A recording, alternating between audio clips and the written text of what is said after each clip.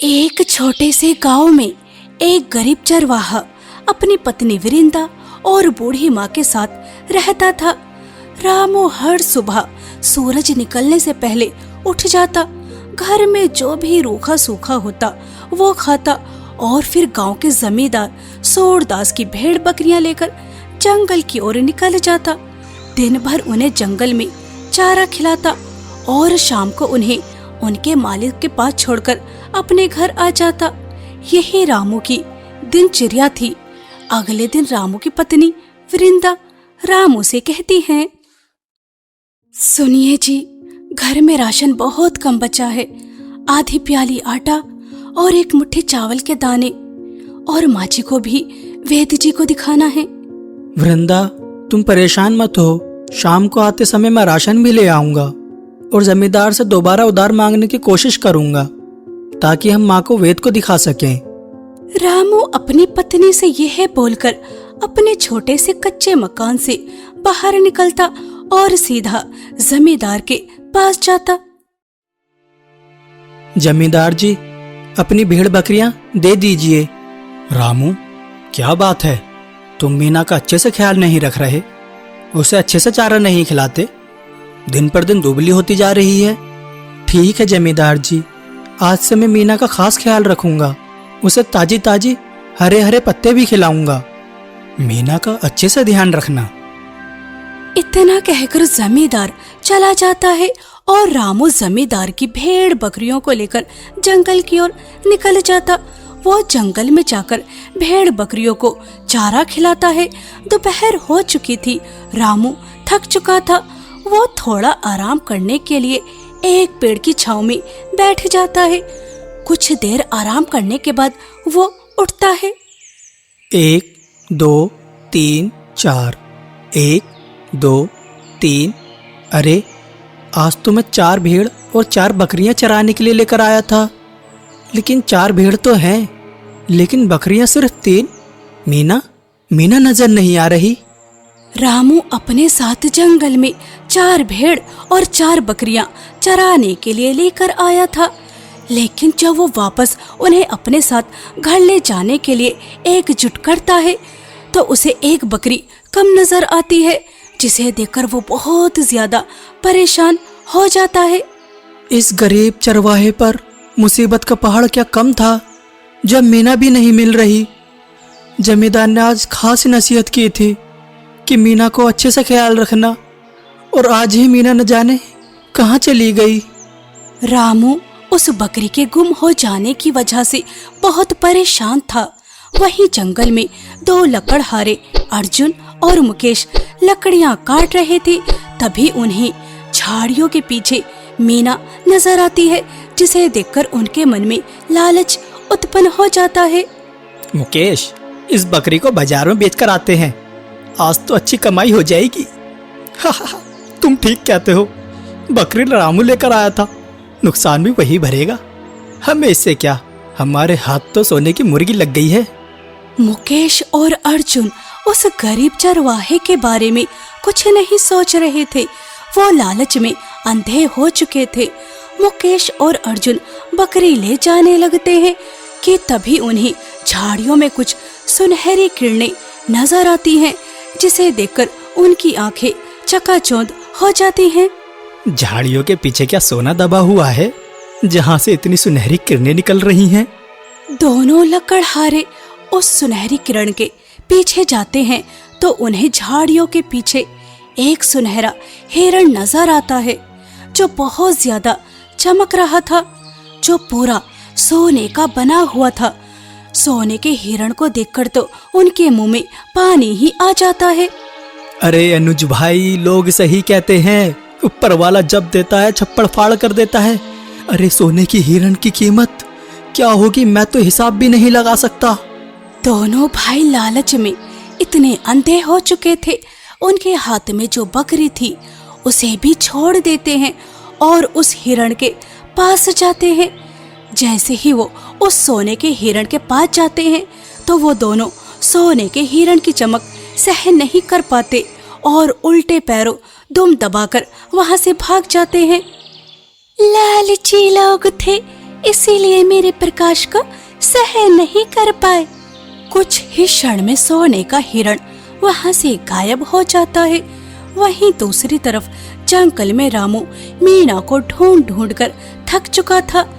तभी रामू को उसका पड़ोसी किशोर मिलता है। अरे रामू भाई, बहुत परेशान नजर आ रहे हो, सब ठीक तो है ना? क्या खाक ठीक है? मीना नहीं मिल रही। अच्छा रामू भाई, वही जमींदार की सफेद बकरी जिसकी कमर पर एक निशान भी है? हाँ किशोर भाई, वही बकरी। क्या तुमने देखी है? अगर वह बकरी नहीं मिली तो जमींदार न जाने मेरा क्या हल करेगा। अरे रामू भाई, परेशान क्यों होते हो? चलो मैं तुम्हारी मदद करवा देता हूँ।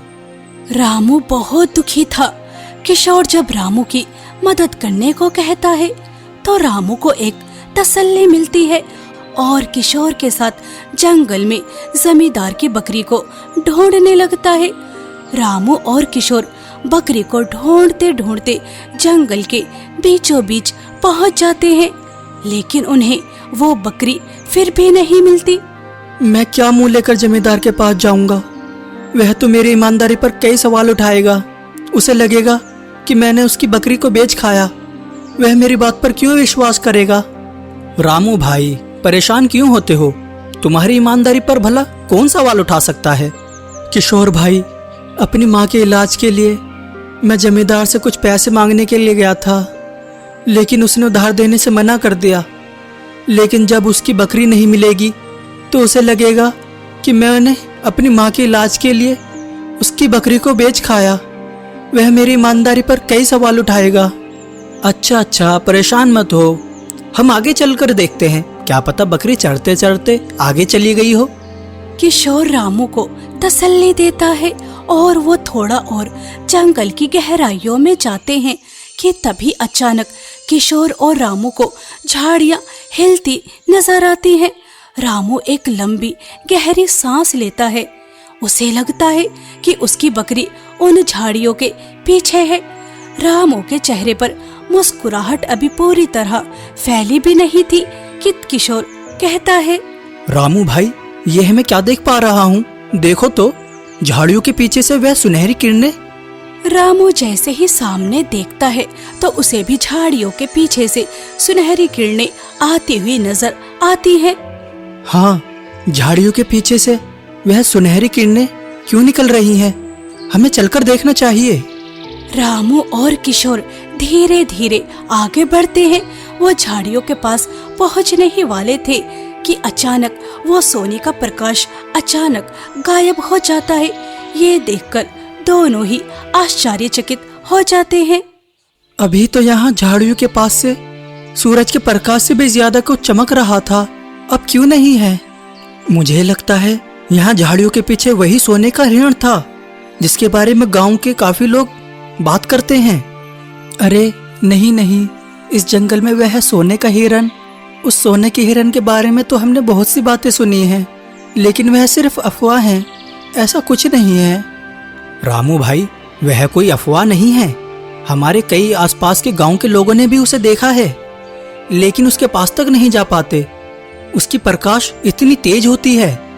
मुझे इससे यहाँ क्या था, बस एक बार मीना मिल जाए, सारी परेशानी दूर हो जाएगी।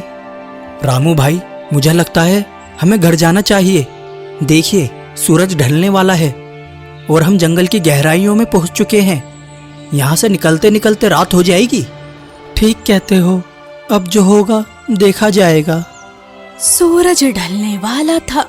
रामू और किशोर बकरी को ढूंढते ढूंढते जंगल की गहराइयों में पहुंच गए थे और उन्हें जंगल से बाहर निकलने में बहुत समय लग सकता था, इसलिए वो जंगल से निकलना ही उचित समझते हैं। रामू उदास और परेशान 4 भेड़ और 3 बकरियां ले जाकर जमींदार को सौंप देता है। मीना कहाँ है? जमींदार जी, मुझे माफ करना, लेकिन मीना जंगल में कहीं गुम हो गई है। चरवाहे, ये तुम क्या कह रहे हो? हमारी प्यारी बकरी गुम हो गई या फिर तुम उसे बेच खाए हो? सच बोलो। जमींदार जी, मैं इतने सालों से आपकी भेड़ बकरियां चरा रहा हूँ, क्या तुम्हें मेरे ऊपर भरोसा नहीं है? क्या मैं ऐसा कर सकता हूँ? गरीबी इंसान से क्या कुछ नहीं करवा लेती। मैंने तुम्हें उधार देने से मना कर दिया तो तुमने मीना को बेच दिया। यह बात सत्य है कि मुझे पैसों की आवश्यकता थी, इसलिए मैंने आपसे उधार मांगा। लेकिन यह झूठ है कि मैंने पैसों के लिए मीना को बेच दिया। मेरी ईमानदारी पर शक मत कीजिए। जब पैसों की आवश्यकता पड़ती है तो अच्छे अच्छे ईमानदार भी डगमगा जाते हैं। बचपन से मेरी माँ ने मुझे यही सिखाया है, चाहे 1 रुपया कमाओ लेकिन ईमानदारी से। उसमें बेईमानी का एक कण भी नहीं होना चाहिए। बेईमानी की कमाई हुई दौलत कभी सुकून नहीं देती। अजी, आप इस बेईमान चरवाहे की बात सुन ही क्यों रहे हो? या तो हमारी बकरी वापस करे या फिर इस पर भारी जुर्माना लगाइए। जमींदार जी, मैं बेईमान नहीं हूँ। मुझ पर यह झूठा इल्जाम मत लगाओ, यह सरासर झूठ है। मैं तुझ पर भरोसा करता था, तुझे ईमानदार समझता था और तू बेईमान निकला। नहीं नहीं, यह सत्य नहीं है। मीना को मैंने बेचा नहीं है, वह जंगल में गुम हो गई है। मैं बेईमान नहीं हूँ, मेरी ईमानदारी पर शक मत करो। रामू, तुम्हारे पास कल तक की मोहलत है। या तो मुझे मेरी मीना वापस कर दो या फिर तुम्हारे ऊपर 10,000 का जुर्माना लगता है। 10,000 रुपये? नहीं नहीं जमींदार जी, मेरे ऊपर इतना बड़ा जुर्माना मत लगाइए। मैं गरीब चरवाहा इतने पैसे कहाँ से दूंगा? गांव वाले जो तुम्हारी ईमानदारी की मिसाल देते हैं, कल उन्हें बताऊंगा कि तुम कितने बेईमान, झूठे और मक्कार हो। जमींदार के मुंह से अपने लिए ये अपशब्द सुनकर रामू का तो सीना फटा जा रहा था।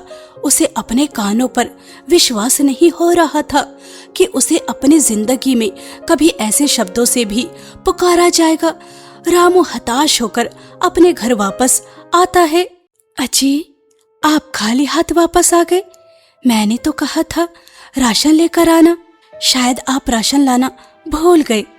रामू बेटा, बहुत परेशान नजर आ रहे हो, कुछ हुआ है क्या? माँ, मैं हमेशा आपकी दी हुई सीख पर चला, कभी भी बेईमानी नहीं की, हमेशा ईमानदारी से ही कमाया। 1 रुपया कमाया लेकिन ईमानदारी से। लेकिन आज आपके बेटे की ईमानदारी पर सवाल उठ रहे हैं। बेटा, कुछ हुआ है क्या? आखिर मेरे ईमानदार चरवाहे बेटे पर किसने उसकी ईमानदारी पर सवाल उठाए? मुझे विस्तार से बता बेटा। माँ, जमींदार की बकरी जंगल में कहीं गुम हो गई है, लेकिन जमींदार को लगता है कि मैंने उसे बेच खाया और उसने उसका जुर्माना 10,000 रुपये लगाया है और मुझे बेईमान, झूठा, मक्कार, फरेबी न जाने क्या क्या कहा। ये तो हम बड़ी दुविधा में फंस गए, लेकिन तू चिंता मत कर। ऊपर वाले के घर देर है अंधेर नहीं। भले ही गरीब और अच्छे लोगों के ऊपर मुसीबतें आती हों, लेकिन ज्यादा समय तक टिकती नहीं। सच सामने आएगा, तेरी ईमानदारी सच साबित होगी। तू चिंता मत कर। माँ, अगर बकरी नहीं मिली तो 10,000 रुपये कहाँ से ला कर दूंगा और पूरे गांव में बदनामी होगी। हमें तो आपकी ईमानदारी पर पूरा भरोसा है और एक दिन जमींदार को भी सच पता चलेगा। हम आपके साथ हैं। हाथ मुंह धो लीजिए, 2 रोटी बनाई है, मिलजुल कर खा लेते हैं। रामू की माँ और पत्नी रामू को तसल्ली देती हैं और तीनों 2 रोटी प्याज के साथ बैठकर खाने लगते हैं।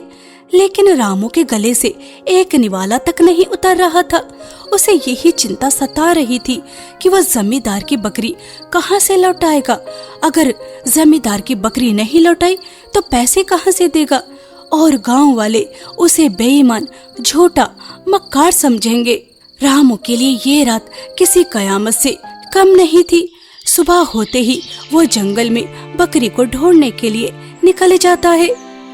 मैं बेईमान नहीं हूँ, मैं अपनी ईमानदारी साबित कर कर रहूंगा। जमींदार को दिखाऊंगा कि मैंने उसकी बकरी बेची नहीं है। मुझे हर हाल में उसको ढूंढना ही होगा। हे प्रभु, बस बकरी को किसी जंगली जानवर ने अपना निवाला न बनाया हो, बस मुझे वह मिल जाए। रामू भूखा प्यासा जंगल में जमींदार की बकरी को ढूंढ रहा था और वो उसे ढूंढते ढूंढते जंगल की गहराइयों में पहुंच जाता है। रामू बहुत परेशान था। वो किसी भी हाल में बकरी को ढूंढकर जमींदार के पास लेकर जाना चाहता था, अपनी ईमानदारी साबित करना चाहता था। अचानक रामू को झाड़ियों के पीछे से दोबारा सुनहरी किरणें नजर आती हैं। कल भी ये चमचमाती किरणें नजर आ रही थी और आज भी। चलो चलकर देखता हूँ आखिर यह चमचमाती किरणें कहाँ से आ रही हैं।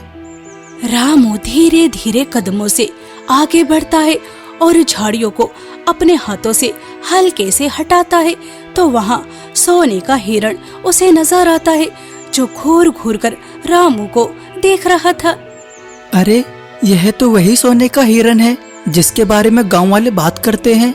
तो यह बात सत्य है, इस जंगल की गहराइयों में सोने का हिरण सच में। लेकिन मैंने तो सुना था कि इसका प्रकाश कोई भी सहन नहीं कर पाता। रामू उस सोने के हिरण को देखकर नजरअंदाज कर देता है। उसके मन में सोने के हिरण को देखकर क्षण भर के लिए भी लालच उत्पन्न नहीं होता। उसकी आंखों में लालच नहीं, सिर्फ और सिर्फ अपनी गहरी आंखों से अपनी बकरी की खोज कर रहा था। तभी सोने के हिरण से आवाज आती है, इतने सालों में आज तक जिसने भी मुझे देखा, कोई भी मेरे तेज प्रकाश को बर्दाश्त नहीं कर पाया, लेकिन तुम मुझे देख पा रहे हो, मेरे प्रकाश को बर्दाश्त कर पा रहे हो। लगता है तुम ईमानदार व्यक्ति हो। तुम मनुष्य की तरह बोल भी सकते हो? मुझे तो विश्वास ही नहीं हो रहा कि तुम बोल भी सकते हो। मैं एक जादुई हिरण हूँ जो बोल भी सकता है और मनुष्य की समस्या को भी दूर कर सकता है। तुम मुझसे अपनी एक इच्छा पूरी करवा सकते हो। बताओ, तुम्हें सोने के सिक्के चाहिए जिससे तुम धनवान बन जाओगे? क्या सच में तुम मेरी एक इच्छा पूरी कर सकते हो? कुछ भी मांग सकता हूँ मैं तुमसे। कुछ भी मांग सकते हो, लेकिन एक ही इच्छा पूरी होगी। सोच समझ कर मांगना कि तुम्हें क्या चाहिए। ठीक है, मैं एक बहुत बड़ी दुविधा में फंसा हुआ हूँ। कल जंगल में मैं भेड़ बकरियों को चराने लेकर आया था, लेकिन एक बकरी अचानक गायब हो गई। मैंने सब जगह खोजा, कहीं नहीं मिली। बस मुझे अगर वह बकरी मिल जाए तो मैं गंगा नहा लूं। तुमसे बड़ा मूर्ख मैंने अपनी जिंदगी में कभी नहीं देखा।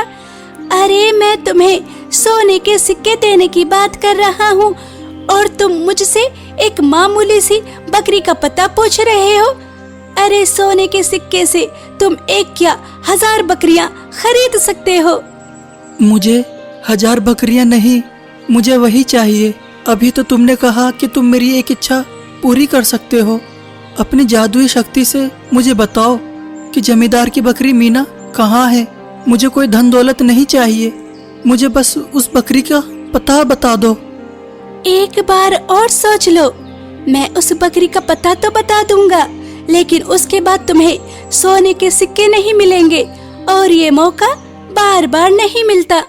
ईमानदारी से काम करके रूखी सूखी खाकर मैं अपना गुजारा कर सकता हूँ, लेकिन तुमसे सोने के सिक्के लेकर जमींदार की नजरों में हमेशा हमेशा के लिए बेईमान साबित हो जाऊंगा और इसके साथ मैं कभी भी खुश नहीं रह पाऊंगा। तुम्हारे जैसा ईमानदार चरवाहा सालों बाद देखा। तुमने ना सोने के हिरण को देखकर लालच किया और ना ही सोने के सिक्कों का। तुम्हारी बकरी सही सलामत जंगल के उस पार नदी के पास तुम्हारा इंतजार कर रही है। सोने के हिरण की ये बात सुनकर मानो रामू को दुनिया की सारी दौलत मिल गई हो। उसके चेहरे पर एक सुकून आ जाता है। सोने के हिरण की बताई हुई जगह पर रामू जैसे ही पहुंचता है तो जंगल की उस नदी के पास बकरी बैठी हुई थी, जिसे देखकर उसकी जान में जान आती है। हे प्रभु, तेरा लाख लाख शुक्र है कि यह मुझे मिल गई। रामू मीना को पाकर बहुत खुश था। तभी सोने का हिरण उसके सामने दोबारा से प्रकट होता है।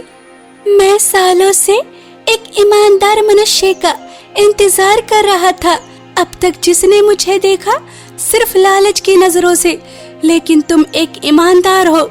जो मेरी मुक्ति की चाबी है। मैं कुछ समझा नहीं। मैं जादुई हिरण नहीं, बल्कि मैं राजा सम्राट, इस राज्य का राजा हूँ। ऐसा कैसे हो सकता है? मैं राजा सम्राट हूँ। मुझे पता चला था जंगल के बीचों बीच प्राचीन समय का खजाना छुपा है। अपने राज्य को और भी ज्यादा शक्तिशाली बनाने के लिए, उस खजाने को ढूंढने के लिए इस जंगल में आया था। जंगल में मुझे प्राचीन समय का खजाना तो मिला, लेकिन उसी समय एक प्यासा बूढ़ा व्यक्ति भी उस समय या तो उन्हें नदी से पानी पिलाता, उनकी प्यास बुझाता, या फिर खजाना लेकर जाता। लेकिन मुझे खजाना चाहिए था, इसलिए मैंने लालच किया और बूढ़े व्यक्ति की प्यास नहीं बुझाई। बूढ़े व्यक्ति को पानी न पिलाने की वजह से तुम्हें यह सजा मिली है?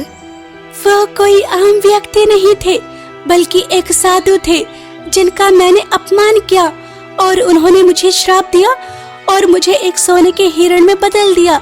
उन्होंने कहा कि मैं तभी श्राप मुक्त हो सकता हूँ जब कोई व्यक्ति मुझे देखकर लालच न करे। अब तुम अपनी आंखें बंद करो और 3 बार इस मंत्र को पढ़ो। सोने का हिरण रामू को एक मंत्र को दोहराने को कहता है। रामू सोने के हिरण के बताए हुए मंत्र को दोहराता है, और जैसे ही मंत्र को दोहराता है, सोने का हिरण राजा सम्राट के रूप में आ जाता है। रामू, तुम एक ईमानदार चरवाहे हो, तुम्हें तुम्हारी ईमानदारी का फल मिलना ही चाहिए। राजा सम्राट की बातें सुनकर रामू को समझ नहीं आता कि उसे उसकी ईमानदारी का क्या फल मिलने वाला है। रामू जमींदार सूरदास की बकरी लेकर गांव वापस आता है और उन्हें बकरी लौटा देता है। जमींदार जी, सच्चे और ईमानदार लोगों के लिए इम्तिहान की घड़ी जरूर आती है, लेकिन वह उस इम्तिहान में जरूर पास होते हैं, क्योंकि ऊपर वाला अपने सच्चे और ईमानदार लोगों के साथ कभी भी बुरा नहीं होने देता। सूरदास, रामू सच कह रहा है। आज इसकी ईमानदारी की वजह से ही मुझे सालों बाद एक श्राप से मुक्ति मिली। गांव के लोग तुम्हारी ईमानदारी की मिसाल यूं ही नहीं देते। सच में तुम एक ईमानदार चरवाहे हो, और मैंने तुम्हारी ईमानदारी पर शक कर कर बहुत बड़ा पाप किया। हो सके तो मुझे माफ कर देना। ठीक है, मैंने आपको माफ किया। रामू, हमें और इस राज्य को तुम्हारे जैसे ईमानदार व्यक्ति की बहुत आवश्यकता है, इसलिए हम तुम्हें अपने महल में एक अहम पद देना चाहते हैं। आज से तुम हमारे मंत्री हो। राजा सम्राट, इतने बड़े राज्य का मैं मंत्री? क्या मैं इस पद के लिए लायक हूँ? रामू, तुम राजा बनने की काबिलियत रखते हो, क्योंकि तुम्हारे जैसे सच्चे और ईमानदार लोग बहुत कम होते हैं। रामू की आंखों में खुशी के आंसू आ जाते हैं। उसने कभी नहीं सोचा था कि उसे उसकी ईमानदारी का इतना मीठा और अच्छा फल मिलेगा। वो तुरंत घर जाकर अपनी पत्नी और बूढ़ी माँ को खुशखबरी सुनाता है। रामू बेटा, मैं कहती थी ना, सब्र रखो, सब्र का फल मीठा होता है। अब हम इस छोटे से कच्चे मकान में नहीं, बल्कि राजा की दी हुई कोठी में रहेंगे। वृंदा, तुमने हमेशा मेरा साथ दिया और आगे भी ऐसे ही देती रहना। रामू की पत्नी और उनकी बूढ़ी माँ अब राजा सम्राट की दी हुई कोठी में जाकर रहने लगते हैं, और रामू मंत्री पद पर राजा सम्राट के साथ मिलकर राज्य की अच्छे से देखभाल करता है।